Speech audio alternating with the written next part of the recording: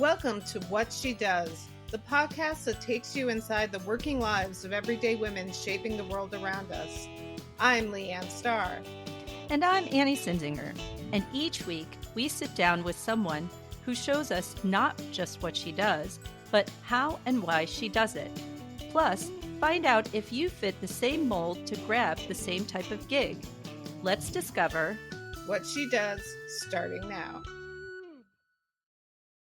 Our guest this week is someone who never planned on a career in hotels. She was on track for a business degree at Cornell when her older sister, already enrolled in the hotel school, convinced her to make the switch. She spent her career moving through some of the biggest names in hotel real estate, and she's now president of Curator Hotel and Resort Collection, a membership platform built to help independent and boutique hotels compete, grow, and stay beautifully, unapologetically themselves. She's a board member for the Independent Lodging Congress and someone who is genuinely passionate about giving the underdogs of the hotel world a fighting chance.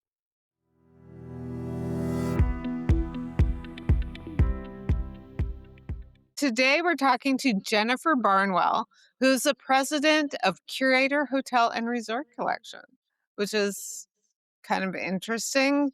Can you tell me about it? Yeah, I would be happy to. So, Curator Hotel and Resort Collection is specifically for independent and boutique hotels. So, we don't have any big branded hotels in our collection. And that's because we're focused on, you know, being an indie rebel, so to say. We're focused on this group of properties that or really going it alone and trying to be very creative and interesting and embedded in their communities. And they have full control and autonomy over everything that makes the experience of staying at their property what it is. So we're a collection. We call ourselves like a membership collection. So you become a member of Curator. And then there's various programs that you're then privy to because we're trying to do our best to benefit and prop up independent properties so they're successful. We do that in a few ways. One is we have a whole set of predetermined and pre-negotiated agreements with vendors that they can tap into to not only find the best vendor across a whole bunch of different disciplines, but also at better pricing than they could get on their own because we have scale. And a lot of these groups are very small and can't get better pricing because they don't have that leverage. But then we also have another side of our business that is consumer facing. So we're out there, getting the word out about Curator and about our member properties, amplifying them in a digital marketing space, on our social accounts, through email campaigns, through a whole different series of marketing initiatives to get them known in the travel space because it is harder to show up when you're independent boutique, and also hopefully, drive eyeballs to their websites and their social accounts, and hopefully a little bit of incremental revenue comes their way as well. Now, you did say unique properties. What are some of the unique properties? I'm curious. Oh my gosh. I'm going to get in trouble. I'm not mentioning like all 90, but well, maybe I'll kind of start in the Northwest. We have this resort called Skamania Lodge, which is up in the Columbia River Gorge, area. And the reason I feel like it's unique is because it's one of those kind of vast, maybe wellness and nature inspired properties that has a lot of different accommodations available. So you can stay in the main, I think they call it the main house, but the main building and beautiful guest rooms. But we also have glamping. So we have, Ooh. a really upscale camping experience or glamping. We have what we call our treehouse accommodations, is actually like a little building propped up on stilts. So you're kind of like up in the trees. And then recently they've added cabins and kind of lodge accommodations. So, in that respect, that property in particular has a bunch of different accommodations you can experience all within one resort, kind of as well as all of these outdoor amenities mainly. But when I say unique, a lot of it is driven by design decisions, not only in the public areas and the amenities, but also just in-room amenities, the offerings, the way the team, has their uniforms, the music that they play within the Mm, hotel itself. So, we also have a property in Mackinac Island in mhm, Michigan that is kind of seasonal because they're not open in mhm. the winter, but the summer is just spectacular. They're off on an island. There's no cars on the island. It's just this beautiful spot that kind of takes you back in time because it's been around for quite a while. So, luckily for us, I mean, the independent boutique space is kind of vast and wide in that you can have these beautiful resorts that are kind of tucked away in the middle of nowhere, but you can also have these downtown urban experiences in cities like LA and San Francisco and Boston that they stand out because of their design intentions and their design decisions.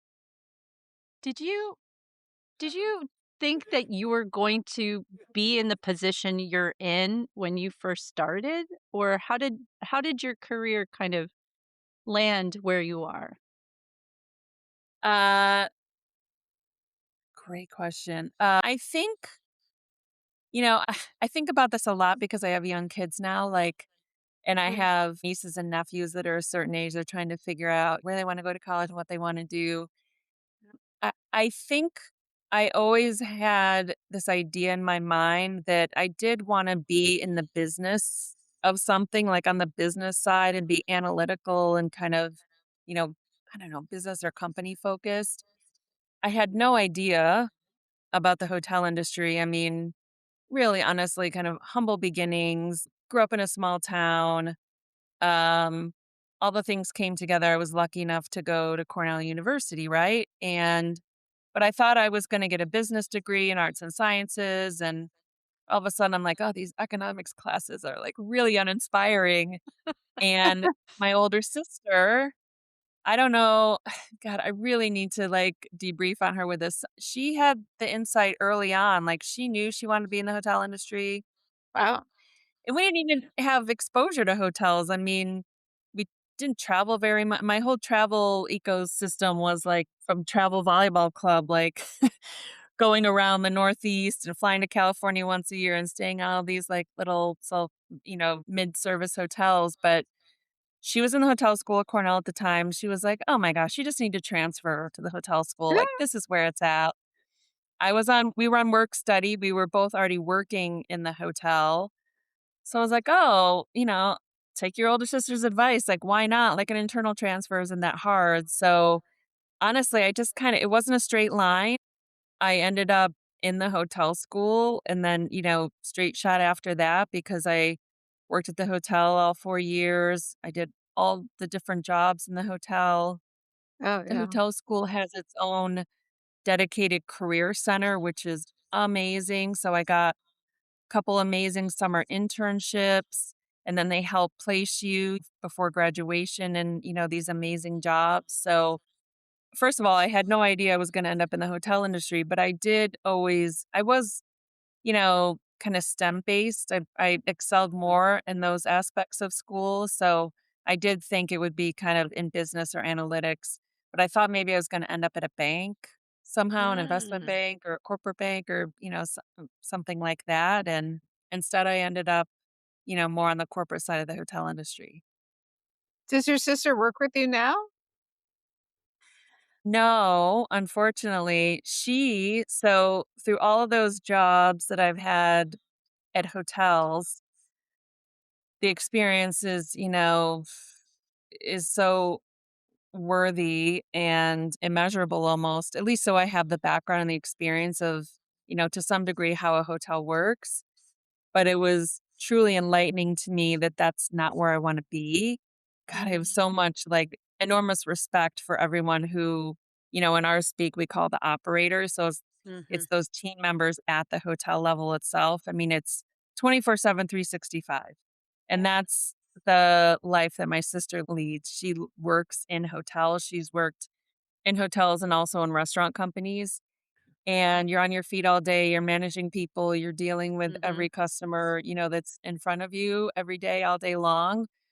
So she's actually out on the West Coast now working in hotels, and I keep trying to get her at one of the hotels that, my previous employers have owned over the years, but it just hasn't we haven't, crossed paths and from a business perspective yet. Now, what would people be surprised by in your job?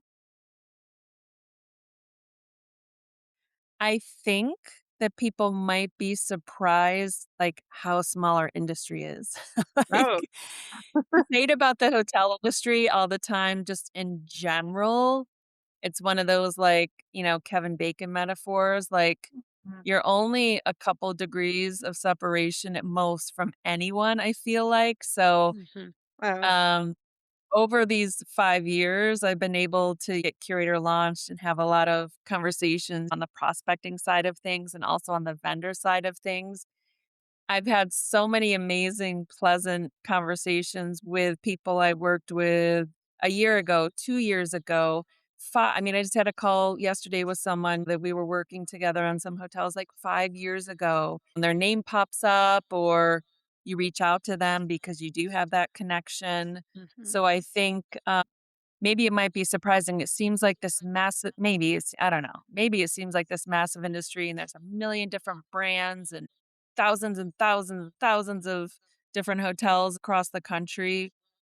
But at the companies themselves, people move around a lot and people Mhm. stay in our industry for a long time. So, almost every conversation I have every day, I have some kind of connection to that person. So, where do you land on something like? Because when I think of all of these kind of resorts, I would find them on Airbnb. But is that a good thing or a bad thing? For the independent space, it's not necessarily a bad thing because we need distribution. Like we need the pipes, so to say. So it's not specifically something that Curator does is our first and most important aspect of our membership, but you will find most, if not all, of our properties on something like Airbnb, especially with their push into hotels now. And we're going along with them on that because, again, we in the independent space, we need the distribution and the amplification. And Airbnb in particular, we'll see how it ends up evolving, but we've met with them, we've had conversations with them, and it feels like a good partnership in that they do want to promote Mhm. independents and boutiques and have them on their site rather than everything, under the sun and you're just like fighting and fighting to get any visibility there. But in general, the OTAs, they provide bookings, they're Mhm. important distribution channels for the independents. So we're on, all of them and it's a function of that we need to be and have to be. We kind of need the bookings from them and can't do without them to a certain degree. So there might be like a deal with Airbnb in the future? I would love that. If they're out there and listen, love that. We communicate with them, somewhat frequently just to be on the same page and make sure, if they're talking to any of our properties, if they're getting on their platforms, if, there's any hurdles in the way, if we can have those communications. So we would love to continue to work with them on something maybe unique in a partnership with Curator and Airbnb. We're pretty excited. They're kind of calling everything kind of pilots for now, but they're pilots. Mm. They're moving really fast, and um, they are extending these pilots to almost every major city in the U.S. very quickly, and they've changed their whole platform to make it work Wow. for the hotel consumer. So great question. I would love that, and we're continuing to have conversations with them because that would be, I think, fantastic for both of us. You obviously have big collection. I mean, 90 independent hotels is a lot. How do you decide which hotels join the membership? I mean, what kind of criteria do you put out there to attract them? Well, we always start off by saying that we are inclusive because we absolutely are. Um, the decision point comes down to it being a mutual decision, obviously, between us and the member because they actually have to sign the paperwork to join. But we try to have multiple meaningful conversations on the front end in the prospecting phase to make sure we can deliver some value to them because there's a business proposition here. If they join Curator, they're going to pay, some level of membership fees to us, but in Mhm. return for that, we need to deliver value to them in multiple ways. Like I said, they can sign on to our vendor agreements and save money, save on their expenses. They can participate in our many marketing initiatives, which will bring them, they'll hit certain KPIs on the marketing side and some incremental revenue. So there's a return there Mm. on them joining our platform. We don't have brand standards. We don't have checklists. I'm not going out looking at the properties ahead of time because we wanna, again, be inclusive. We really Mhm. wanna help every independent hotel that we possibly can, and as long as we feel like we can deliver value to them, we would love to have them in the collection. I do have a question just about like right now, it seems that people have cut back dramatically on travel because the economy is not doing particularly well. What kind of pressure does that put on you and your service? So, what they're saying about, the economy kind of being this K-shaped economy, so those, Yeah. you know upper well, I'm using hotel speak, but, the upper echelons of the economy are doing well and continue to do better and Mhm. better, Right. and the lower segments are not doing so great. It is it's the same story in the hotel industry. Mhm. So, fortunately, where we sit within Curator, most of our properties are what we call upper upscale, and we have some luxury properties. Mhm. So those segments generally, including resorts and downtown urban, are doing okay. They're doing all right. And you always have to kind of drill down into the segment and the city that you're talking about. But overall, they're doing all right. That being said, they're not immune to all the cost pressures. So you and I go to the grocery store, it's insane. It's the same Mhm. thing for the hotels. They have to buy all these products for the rooms. They have to buy food and beverages for their food and beverage outlets, and the costs keep going up and up. If you're renovating your hotel, Mhm. how much is your chair and your carpet, going to cost with all these tariffs and other cost pressures? But at least in that segment, the business is okay. The business is still coming in, but typically the cost percentage is rising by a As greater degree than your revenue that's coming in. Yeah. So so w so we're relevant because of that. We are trying so hard to hold our vendors accountable to keep costs where they should be given our size and our leverage. And if we can help our members, either they match up with our vendors and, like, automatically, they're just gonna get a better price, or they're gonna switch vendors to get that better price now because we fully vetted that vendor and they're great. So they can make that switch and be like totally fine with it because they're gonna save some money. We are kind of as relevant now. I mean, we were kind of we launched in COVID, which was, very oh, relevant too, for many other reasons. But we can help with all the cost pressures and there's an intense pressure on profitability in hotels no Mhm. matter what segment you're in right now. Mhm. you did mention you launched in COVID, which seems to me terrifying. So, can you talk about? I would not want to launch a business during COVID. So, was that scary? I would assume so. because you wouldn't know Well, what's I'll gonna. start off by saying it wasn't purposeful. We didn't mean to. I mean, it takes a little bit of time to, put an idea into reality. And we started working on this really kind of back in 2019, slowly and surely. Mhm. And we just continued with it, even though come March 2020, what happened happened. But we kept Yeah. thinking about it and trying to build on it. And maybe part of it was no one knew how long it was gonna last, right? So, Right. Nope. we were really getting serious and really putting things together by the middle of 2020, and I was working on launching Curator really full time the summer of 2020. Um, Maybe not knowing, anyone couldn't have predicted how long Mhm. the effects would be and, like, a second wave coming through and all that, but it still made a lot of sense. I mean, we don't charge these exorbitant outsized fees. We're not like a big brand. We're not even like some of the kind of we call them repcos, but something like I don't know how familiar you are with some of these other representation companies like Preferred or Small Luxury or leading hotels of the world who are fantastic, but we're just a different kind of company. So our fee load is pretty low and our Mm. promise when we launched back in late 2020 was specifically, we want to help you with costs and help Mhm. you be more profitable.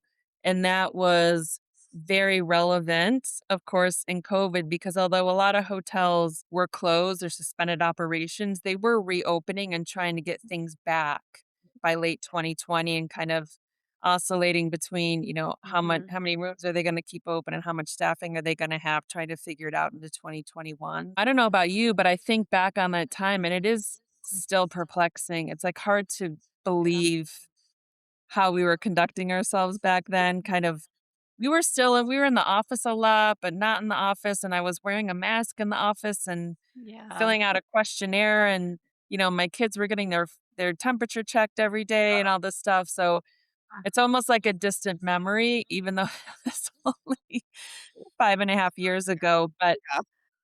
I you could still conduct business because I had a whole lot of video calls and phone calls and lots of paperwork going back and forth. Friends. People were trying to figure it out. Yeah, I Uh, mean, that time was I was working in travel. I mean, I'd worked in hotel in all the big brand hotels, but I was working for a Caribbean island, and it was really rough at that time. I mean, nobody was traveling anywhere, and so I think the industry took a really big hit. Mm. You talked about Zoom calls, and obviously that's a technology that now we are all very familiar with, almost too familiar with sometimes. What technologies do you think have improved hotel performance in the last few years? I think it's multiple things. Still today, especially in the independent space, Mhm, the technology platforms, there's just a ton of them. Um, so when we look at it, a typical hotel operation, say a full service operation, meaning, they have restaurants and some amenities and, it could be 50 rooms or 100 rooms. I mean, there's hundreds of contracts they have to have in place to make this operation happen. And I think what one of the great developments over time is just making these platforms easier to use, mainly for the hotel teams, but also the customer. So mhm, for the hotel teams, just making I mean, I almost draw the comparison to Apple. It's like my little kids know how to use the Apple devices, like, since the day they mhm, were born, it feels like. Just make things, more intrinsic or more natural and more obvious. Don't make all these hotel platforms so complicated, like, mhm, make it easier for someone to make a reservation, less clicks, more obvious, make it look nice as they're going through the journey. And the same thing for our team members, like at the front desk. It shouldn't be, a 30-minute exercise or a 20-minute or a 15-minute exercise to check people in. It should be very easy flow, have communication with the guests, get them checked in and their keys and up to their room as soon as possible. So I think kind of what we characterize as the guest journey with some of these technology platforms have made it a lot more easy to get through that flow than it used to be. It's not so clunky. I think also just in terms of optimizing the operation, there's a whole lot of labor management tools. I personally, I don't know about you guys, but I love the ease of the texting when I'm Mm, staying at a property. And it's not that I don't want to interact with people. I just kind of want to ask things and get answers and stuff on my time. Quickly. On your yeah. So time. it's like, if I can text someone and get an answer almost right away, great. I can have my do not disturb on and then they'll send me a text and ask me when I want my room cleaned and I'll tell them no thank you or I'll say, "Okay, we're going to be out of the room for 2 hours at this time. Can you make it happen?" And like they always do. So I think there's a lot of clutter in the space. There's always a new app or some new platform that Mhm. we're kind of looking at to decide whether or not we think it'll work in our operations for our properties. But for the most part, I think over time, the platforms hopefully are making it easier for the team members to deliver amazing service the way the guests want it. And also while you're on property, make that interaction and those guest needs satisfied in a way that the guest wants it as well. So you're the president. What's the difference between a president and a CEO? Well, I think the CEO is definitely higher. I mean, in general, like the CEO would be part of, the C-suite. So there's usually like CEO, CFO, maybe CMO, CIO. Like there can be like a lot or just a few. And for us within Curator, we're kind of tucked within another company in terms of like who owns the Mm. this company, Curator. So we're owned by a hotel company in conjunction with a few other operating companies, and it just made sense. Curator is this other separate company. It's meant to kind of stand on its own. So the top will be the president, and I have this amazing team, but the C suite kind of lives within our majority owner. Mm. What's your typical week look like? So my typical week, if I'm in the office, I'll give you two answers to that. The first one would be if I'm in the office, we have a pretty good workflow in terms of we have an all team meeting every Monday morning just to talk about what everyone's working on during this week, make sure the priorities are set, ask questions of each other. I mean, we're a small team of about 8 people, so I do like to foster the culture where we do kind of understand what everyone's doing and everyone else is working on so we can team up on things when we need to. So usually, I start off the week with a team meeting, and then throughout the week, I'll have a couple other meetings, just one-on-ones with some of my discipline leaders within the curator team, just one-on-one. What are they working on? What's the goal for this week? When, can we get this thing done or that thing done? How can I help? Do you need me to be part of anything? Oh, something's almost done. I'm going to have to sign something this week. Um, and then the rest of my week is usually a few things. I'm trying to stay on top of everything industry wise. So Mhm. maybe I'll listen in or participate on like a webinar or two during the week to understand what's going on in the industry, either what's going on in the industry or, some new tech that's out there. They're having a webinar about what they do and how they do it. I have quite a few prospect calls. So Mm. I'm handling all the prospecting, trying to convert potential members to Mhm. members to join Curator and get the benefits. The second answer is sometimes I travel a lot. So Mm. half of the time I'm out. So for example, most of last week I went to the Expedia Explore Mhm. conference to learn about everything new and interesting about Expedia. Prior to that, I'll be at an industry conference and I Mhm. try really hard to be a speaker, be on a panel, or be a moderator to really be part of it and amplify Curator. So a lot of what I do is traveling to conferences to do a lot of networking, catch up with people, and hopefully be a speaker as well. That's quite a So bit. yeah, that's a lot. So what would you say to your younger self if you could? Oh, geez. Let me think about that. So I think with the benefit of hindsight now, I would say a few things. Maybe more on the fun side of it, I would say, me maybe take a little bit more risk or take some more chances, maybe Mhm. um on the professional side of things. Like I absolutely have no regrets whatsoever, but over the course of my professional experience, I mean, I've only worked for 4 companies. I say only. I mean, I'm very happy and all of it was great one by one and everything involved in it, but usually in the industry you see people move around a lot more, so Mhm. maybe I could have taken a few risks or moved around a little bit more.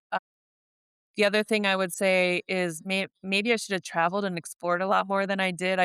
Oh. I, um I didn't have, a so-called safety net, so I was just, like, grinding and hustling all the time to just make sure I could get where I wanna be and frankly, like, make some money and feel comfortable, so maybe I could have taken a little bit more time out.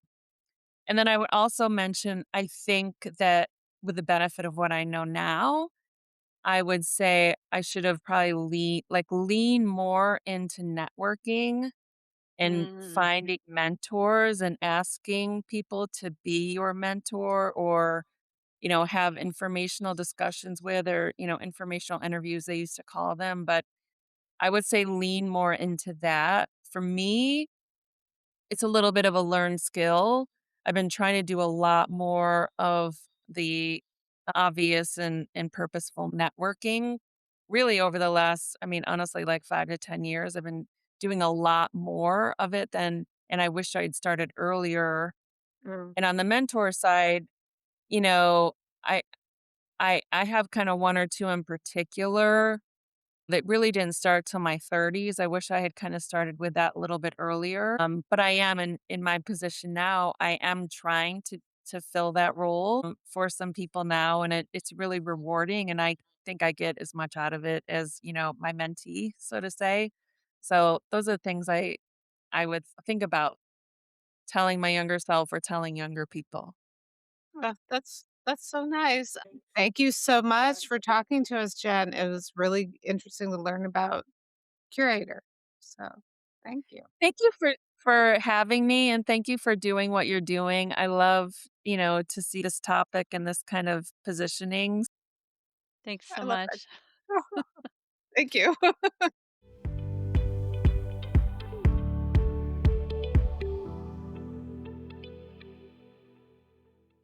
Would you Great. ever want to be a president of a hotel group? Like, would I ever wanna be a no, I wouldn't, but I would get paid really well. Oh my god, really Yes. well. Well, I think the thing that I found most interesting is her path to being president seems kind of the type of background you might need. I mean, she did asset management for a long time. So you understand operations, you understand the value of the properties and understanding finance is really important, Yes. real estate. I mean, all these things I think were really critical in her ascension into the type of job she has, Mhm. even though it didn't start where she was planning. Yeah. Yeah, and it's interesting, like, you would benefit from an MBA, Yes. you know? And mainly in, like, finance or at least understanding operations, Yeah. because I think having been in hospitality myself as a marketer, I would have to actually learn the finance side really well in order for me to even make that, like, leap. I don't know that there are many people who go up through marketing who then become president of a hotel group. I think it's really hard because you have to have a really good sense of finance.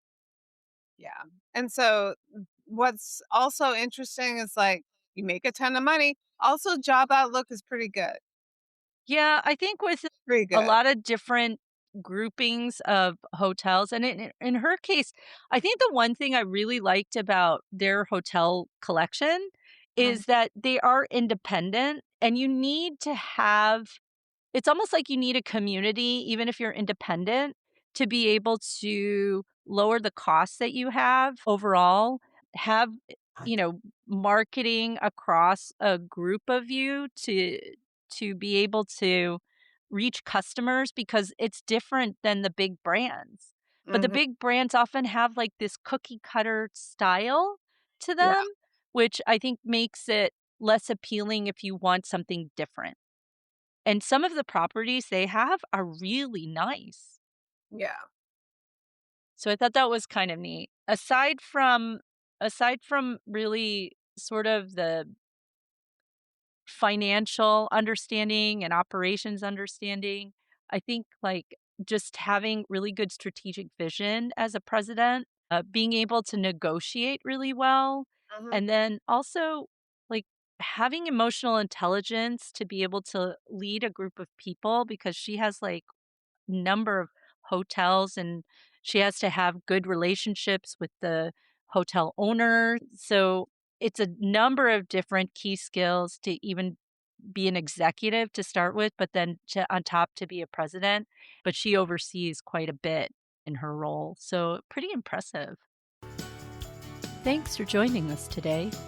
That's what she does, and maybe what you could do too. If you like what you heard, make sure you follow What She Does wherever you get your podcasts.